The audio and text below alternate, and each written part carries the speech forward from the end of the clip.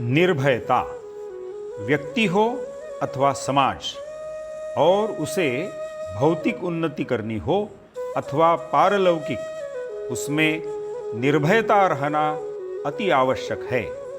इसलिए गीता के 16वें अध्याय में दैवी संपदा का विवेचन करते हुए भगवान श्री कृष्ण ने जो प्रथम गुण बताया है वह है अभयम।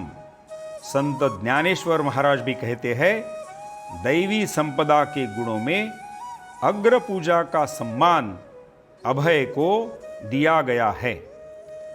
आज के प्रत्यक्ष जीवन में हम निर्भय है अथवा भयग्रस्त है। यह भय क्या चीज है, वह कैसे उत्पन्न होता है, वह बढ़ता कैसे है, वह रहता कहाँ है, वह आता कैसे है और जाता कैसे है। भय मानव मन में रहता है, वह मन की एक अवस्था है। भय और क्रोध का स्वरूप बाह्यतः परस्पर विरोधी दिखाई देने पर भी दोनों दुर्बलता की संतान है। ढकी हुई दुर्बलता अर्थात क्रोध, आवरण दूर हुई दुर्बलता अर्थात भय। क्रोध मनुष्य को आक्रमणशील बनाता है तो भय उसे पलायनशील बनाता है। चिंता भय का ही किंचित सुहावना किंतु स्वभाव से उतना ही राक्षसी रूप है। चिंता बड़ों बड़ों को खोखला कर देती है। चिता की अपेक्षा चिंता अधिक भयंकर होती है। चिता केवल मृत व्यक्ति को जलाती है, पर चिंता जीवित व्यक्ति को जलाती है। भय शारीरिक अधिक होता है, चिंता मानसिक अधिक होती है। भय अल्पकालीन होता है, चिंता दीर्घकालीन। भय का स्वरूप स्थूल होता है तो चिंता का सूक्ष्म। जो अभिष्ट है उसकी निश्चित अप्राप्ति और जो अनिष्ट है उसकी अनिवार्य प्राप्ति की जब जानकारी होती है तो भय निर्माण होता है।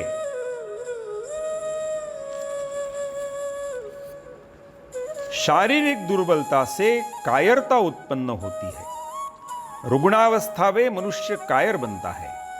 युवकों की अपेक्षा बूढ़े अधिक डरपोक होते हैं।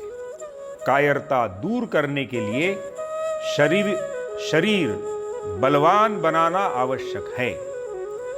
अकेलेपन की भावना से डर उत्पन्न होता है। पूर्व काल में कुटुंब के बाहर जाति का संरक्षक वलय रहता था।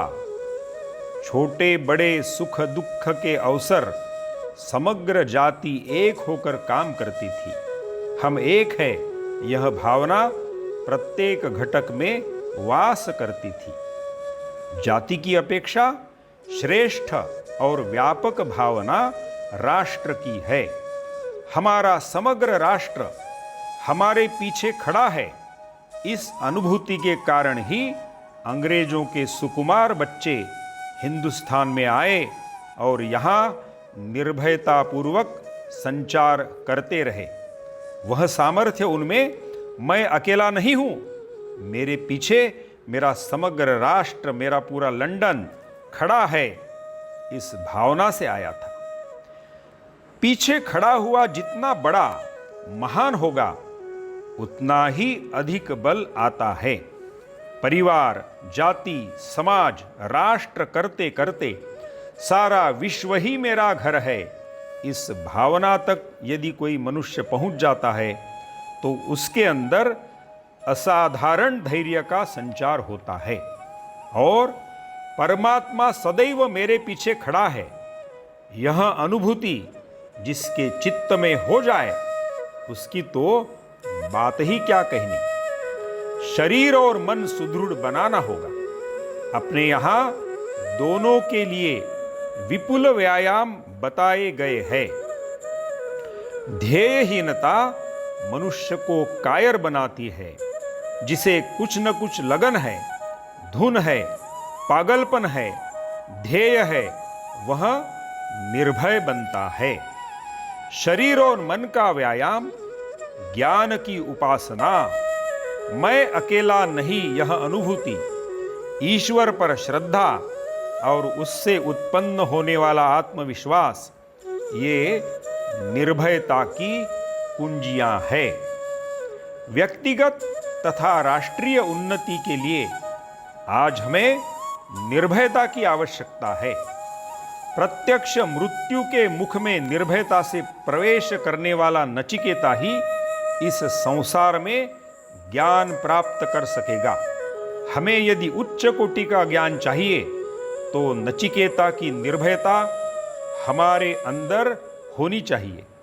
समग्र संसार का दाह करने की क्षमता से युक्त हलाहल विष पीकर भगवान शंकर संसार को सुखी कर सके और स्वयं महादेव बन सके। संसार को सुख प्राप्त कराकर स्वयं महान बनना हो तो भगवान शंकर के सदृश निर्भयता हमें अंगीकार करनी होगी। शंकर हमारे देवाधिदेव है, हमें उनके सच्चे भक्त बनना चाहिए। 10 वर्ष की आयु में ध्रुव ने उग्र तपश्चर्या की। भयानक अरण्य में वह अकेला ही जाकर बैठ गया। व्याघ्र सिंहों की गर्जनाओं से डरा नहीं, दृढ़ ध्येय के ध्यान से वह निर्भय बन गया और उस निर्भयता ने उसे अटल स्थान प्राप्त करा दिया।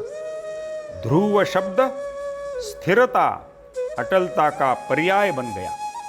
आज हमारे अंदर इस निर्भयता के आने की आवश्यकता है।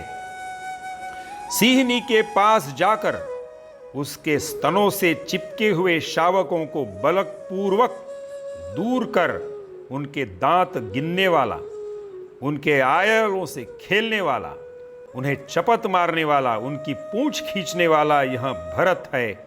उस भरत के हम वंशज है। निर्भयता हमारा पैतृक गुण है। हमें आज निर्भयता चाहिए। ऐहिक और पारलौकिक उन्नति के लिए हम धरती के गर्भ में जाएंगे, हिमालय पर आरोहण करेंगे, सूर्य मंडल पर उड़ान लेंगे, ज्वालामुखी के जबड़े में घुसेंगे, अनंत अंतराल में विहार करेंगे, समुद्र की तली की खोज करेंगे, मृत्यु को तुच्छ समझेंगे, प्रचंड प्रयास कर ज्ञान का अमृत कलश प्राप्त कर लेंगे। उसके लिए हमें निर्भयता चाहिए। इस प्राचीन राष्ट्र पर कोई भी विदेशी आक्रांता आक्रमण कर न सके, ऐसी एक भव्य दिव्य शक्ति, समाज की शक्ति, राष्ट्र की सैन्य की शक्ति हमारे देश में निर्माण करने की आज महती आवश्यकता है। क्योंकि निर्भयता ही सुखी, समृद्ध, वैभवशाली, पवित्र और सुरक्षित दैवी जीवन का मार्ग प्रशस्त करती है।